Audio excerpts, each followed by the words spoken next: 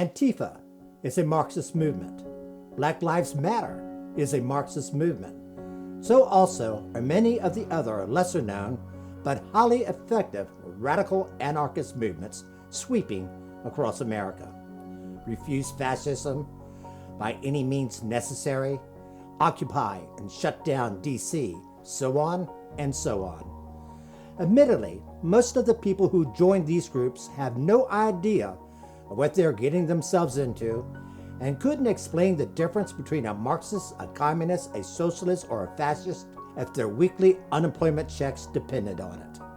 Now don't get me wrong, unemployment checks are great for people who cannot find work and need to feed their families, put clothes on their back, or have a home to live in.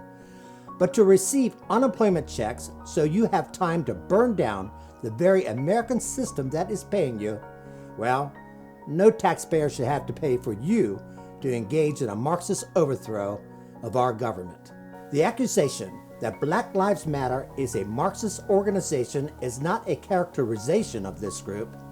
It is exactly how one of the founding members of Black Lives Matter describes herself. Here is a video clip interview between Black Lives Matter founder Patrisse Cullors and the Real News Network describing how she and co-founder Alicia Garcia are trained Marxists. Watch. But how do you respond to those kinds of, again, loving criticisms? We are trained Marxists. We are super versed on sort of ideological theories. Cullors calls herself, and Black Lives Matter co-founder Alicia Garcia, trained Marxists and super versed at organizing that movement. So what does all that mean? Well, first, not many Americans even know the difference between a Marxist, a socialist, or a communist. Let's start there, and I want to keep it simple. Marxism and communism, they all fall under the same umbrella of a society where wealth is equally shared and distributed among the general public. It's how they get to that goal that marks the fine distinctions. Since Marxism is the goal of Black Lives Matter, let's start there. Marxism is a belief that a violent overthrow of a capitalist government, such as the United States, must take place before a socialist democracy could ever be installed to start giving away free stuff. Once that overthrow is accomplished, Marxism puts a temporary one-party communist government into place. That government, of course, is an iron-fisted dictatorship. That dictatorship will remain in place, theoretically, until citizens can vote for a socialist democracy. In a socialist democracy, economic decisions and the country's goods and resources are owned and controlled by the masses. We believe that the workers and consumers who are affected by economic institutions should own and control them, says the Democratic Socialists of America. Never in history has any Marxist-led communist government ever transitioned itself into a freely elected socialist-led democracy. Never. Not in the old Soviet Union, not in China, not in Vietnam, not in Cuba, and not in Venezuela. What's important to understand is that no Marxist believes a republic, such as the United States, will ever voluntarily change its government to a socialist democracy. Therefore, a revolution has to take place first. And that's where the Black Lives Matter come in. The main takeaway here is that Black Lives Matter is a Marxist-driven organization where its leaders admit they are super versed in organizing that Marxist-led revolution for a violent overthrow of the United States. It should come as no surprise, therefore, that the highly respectable think tank, the Heritage Foundation in Washington, D.C., discovered that Black Lives Matter is being funded by the Chinese Progressive Association, a group that is linked to the official Chinese Communist Party. Despite the leaders of Black Lives Matter confessing to being an anti-American Marxist group, we should be cautioned against dismissing them as having no sway, political clout, or influence. Here's what the former CEO of Twitter, Dick Costolo, wrote on his Twitter page in support of Black Lives Matter and their violent revolution. Me First capitalists who think you can separate society from business are going to be the first people lined up against the wall and shot in the revolution. I'll happily provide video commentary. And here's what Black Lives Matter supporter Nun Yu, a Texas college professor at Midwestern State University, wrote. I want the entire world to burn until the last cop is strangled with the intestines of the last capitalist, who is strangled in turn with the intestines of the last politician. There is their plan. A revolution where capitalists will be lined up against the wall and shot, and where capitalists will be strangled with the intestines of cops. We should expect nothing less during a violent Marxist-led revolution. After Patriot Prayer member Aaron J. Danielson was targeted and assassinated during a Black Lives Matter riot in Portland last August, a history professor at the University of Rhode Island, Eric Loomis, claimed the murder was morally justified because Gibson was a fascist. The unfounded description of Danielson as a fascist was meant to disparage him. It's a word often thrown out against anyone who is opposed to the liberal socialist agenda of the Black Lives Matter movement. It's a word designed to stir up hatred, violence, and murderous intention against God-fearing patriotic Americans. They deserve to die. That's the message. They deserve to live in fear. So they attack businesses, their owners, government officials, public property, and even those who are simply enjoying the benefits of a capitalist society, such as eating at their favorite restaurant. These Marxist-driven revolutionaries are also making non-compliant Americans fearful of arson attacks, Molotov cocktails, beatings, shootings, rioting, looting, stalking, human barricades, and even something as disgusting as condom bombs, which are condoms filled with urine and thrown at police and those enemies they claim are Nazis or fascists. To add insult to injury, these violent Black Lives Matter protesters are rarely ever arrested, and if they are typically released from jail within a few hours of being apprehended. Once released, they are free to return to the streets where they can once again pound upon people, property, and their buildings.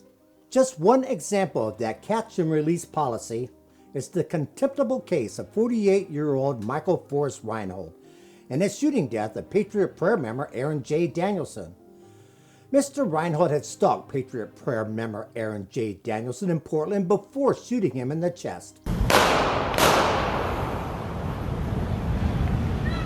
killing him.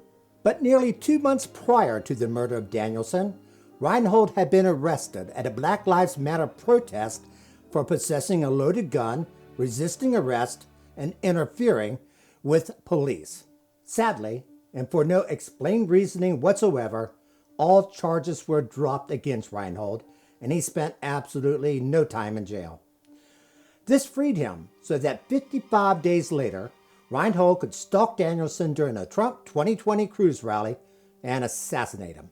Now, by contrast, American citizens defending themselves against violent, aggressive, and threatening protesters have had the proverbial criminal book thrown at them. Again, let's take an example by looking at the story of St. Louis homeowners Mark and Patricia McCloskey. Most have heard of this story by now. Mr. and Mrs. McCloskey were at home on June 28 when a group of hundreds of Defund the Police Black Lives Matter protesters reportedly broke through a locked gate on their private property and began screaming death threats about burning down their house, killing their pet dog, and physically taking over their home once the McCloskeys were killed. The McCloskeys, fearing for their lives, confronted the protesters with 2 guns, a rifle and a pistol, which sent the protesters scurrying away. Mark McCloskey would later say, "The reason why they did not get up my steps was that my wife and I were there with weapons to keep them off our steps. They were coming at us until I displayed the weapon, and that stopped them." The McCloskeys would later be charged with 1 felony count each of unlawful use of a weapon for pointing their guns at the protesters who were issuing death threats. They had that proverbial criminal book thrown at them. On the flip side, the 9 protesters at the McCloskeys' home were also charged, but only with trespassing. And no protester was ever charged with the more serious crime of making a terrorist threat. But as has been exampled throughout the Black Lives Matter protests, the radical, violent spewing demonstrators had all charges dropped against them. Once again, for no explained reason. While the McCloskeys are currently facing up to 4 years in prison for defending themselves, their property, their home, and even their dog from threats of death, burning, and kidnapping. The goal to prosecute citizens simply for defending themselves against hateful, violent protesters, while prosecutors completely ignore or excuse the behavior of bloodthirsty rioters, is to strike fear into the hearts of the average American so they will not resist the goal of Black Lives Matter to get what they want most: a communist, socialist, Marxist-driven society. As Greater New York Black Lives Matter leader, Hawk Newsom made clear to Fox News, "If this country doesn't give us what we want, then we will burn down this system and replace it." One major American university seems to have agreed with the goal of Black Lives Matter to take down the American system. Beginning this fall, in 2020, Washington and Lee University began offering a class called How to Overthrow the Government. Students are even expected to write a revolutionary manifesto upon completion of that class. These students will become great future leaders for the Black Lives Matter movement, that's for sure. And this is a class being offered during a time when more than half of college students agree that violence is now acceptable when trying to shut down opposing views. Whether due to ignorance of the political goals of Black Lives Matter, or the more likely fear of Black Lives Matter reprisals, most of corporate America have decided to surf the waves of this Marxist tsunami rather than get eaten by its ravenous wolves. There's the expected coattails such as corporate Hollywood, the news media, universities, and liberal politicians.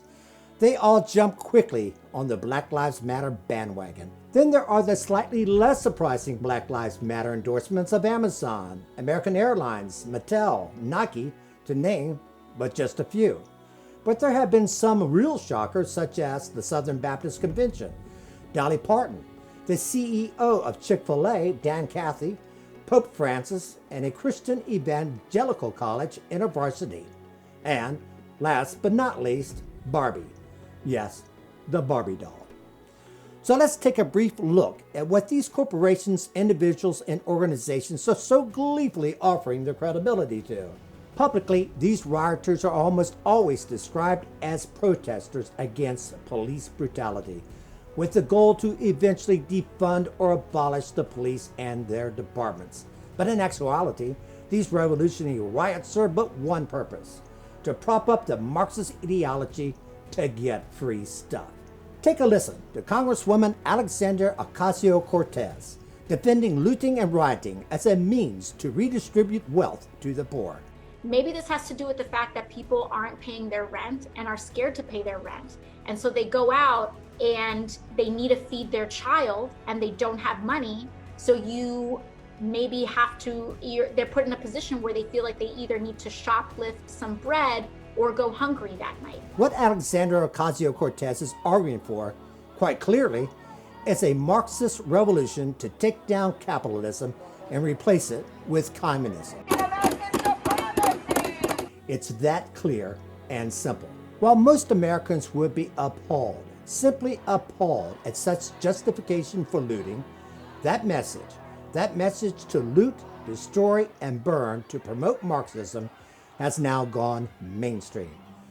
As an example is the recent broadcast of an interview between National Public Radio and the author of a new book called In Defense of Looting. Mind you, the interviewer, Natalie Escobar, never once challenges this transsexual activist, Vicky Osterweel, during the interview about his claims that looting, rioting, and destruction is needed to redistribute wealth. Instead, the National Public Radio host gave Osterweel an unimpeded platform to reach 15 million listeners that included 700 universities to advocate for a Marxist-style revolution that will give people what they want for free.